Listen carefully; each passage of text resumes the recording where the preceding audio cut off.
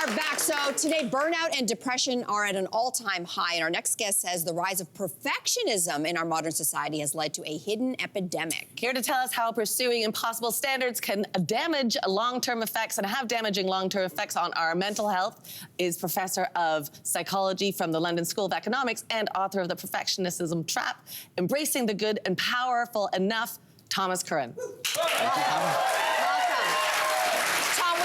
To get to, and it's a really important topic. You call this a souvenir of solace from one perfectionist to another. When did you realize you yourself were a perfectionist, and what do we kind of all need to know here? I think the moment I realized was when I just could not feel like I was ever enough. No matter how well I did, it just wasn't enough. And that deep-rooted sense of lack is very common among perfectionistic people. And it means you have a dependency on other people's approval. You want love and validation and recognition all the time. You're hypercritical when things haven't gone wrong, particularly publicly. And also, you can't derive a lasting satisfaction from success. So whenever you have done something well, you always onto the next thing, into the next thing. So I think that was the moment when I recognized, when I wasn't experiencing that sense of being enough, that I recognized this is a problem, need to do something about it. So I did the work and I wrote the book. Love that. Yeah, and I Love think, I mean, that's so, speaking of SZA, but I think a lot of people, perfectionism is a socially acceptable trait. And some people would say, like, I'm a perfectionist, like it's a good thing. So where is the line between a high achiever and being a perfectionist?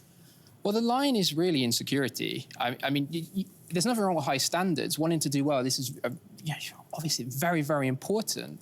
But that doesn't have to come with insecurity. It doesn't have to be fired by anxiety. And that's the difference between high standards and perfectionism. Perfectionism is high standards, but it's fired by this anxiety that creates a lot of problems, that can lead to a lot of burnout, and can ultimately block success. So nothing wrong with high standards. Conscientiousness, meticulousness, these are amazing things, but perfectionism ultimately is going to hold us back way more than it's going to carry us forward. I don't know if you have an answer to this. Is perfectionism genetic?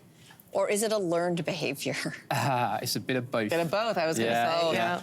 About half the way we turn out is genetic, so it's with a heavy, heavy genetic component. But that does leave a lot for the environment to explain. And out there in the big wide world, there are many pressures that are weighing down on us and weighing on our perfectionism. So it's a bit of both. And how does anxiety play in all that? Does somebody with anxiety have higher risk of being a perfectionist? And do you see it linked to the overall mental health of people in the world right now? Yeah, it's got huge correlations with mental health difficulties, things like anxiety, hypervigilance about other people's approval, ruminative cognition, self-presentational concerns, body image concerns, a whole host. We call it in the academic world a transdiagnostic risk factor because it can link with all sorts of different psychological issues because it's got a deep vulnerability to stressful events. Yeah, and is it true, here's another question, is it true there's no real correlation between perfectionism and performance? Yeah, so this surprises a lot of people because you think on the surface, perfectionism would drive performance. But actually, when you look at the data, there's no link between perfection and performance.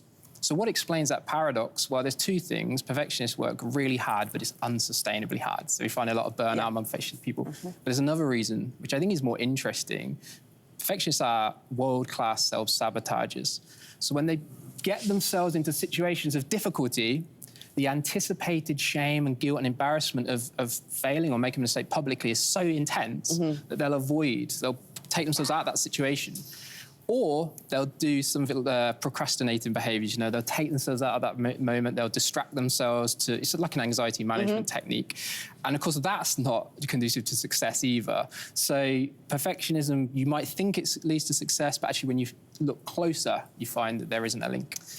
You led a landmark study, and it was the first one to compare perfectionism across generations.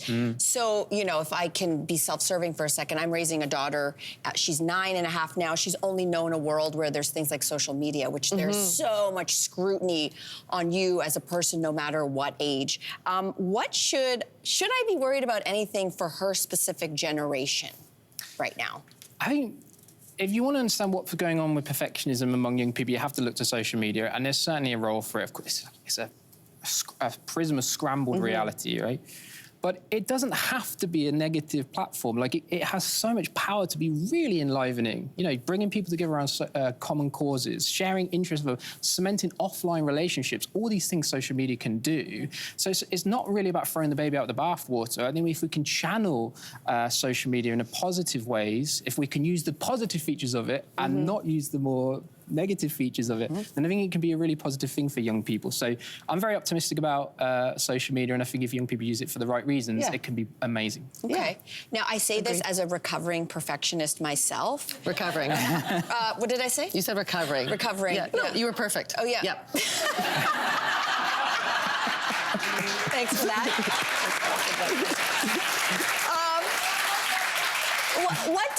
What does recovery Ask her friend. look like? Yeah. Look, there's no quick fix, but what I will say is a couple of things. You know, it's about good enough is the subtitle of my book, and feeling like we're good enough, it means that we have to give ourselves permission to feel like we're good enough, which means accepting all of ourselves. Each and every one of us is a human being, and we're inherently imperfect. That's what makes us human, and that's the enlivening part of our existence. And so we live in a world where we find that really difficult. But it's so important that if we're brave enough to put ourselves out into the world, show our real selves, what that does is there's a lot of joy to be found there, but it also connects us with other people because people see that. They see that this person isn't bulletproof and neither am I, and they're so very connecting about that vulnerability. And if you're going to do that, then you are going to experience a lot of mistakes, setbacks, put yourself out into the world. You're going to be brave, and that's going to come with some times where things aren't going to go well. So you have to be kind to yourself. Self-compassion is so important when it comes to defeating perfectionism. Be kind to yourself, be kind to other people. We're only human. We are imperfect, and that's okay. Embrace it. I love that message to end on. We're all going to recover. We're all going to recover. It's true. Yeah. Tom, we just scratched the surface of your book. Thank you for writing it. We encourage everyone to go out and read it. Thank you for joining us. Thank you for having me. Thank you. Thank you. Hey there, what did you think? Drop your comments below and join the conversation. And don't forget to like and subscribe so you can find more on everything from food and fashion to pop culture and current events. See you soon.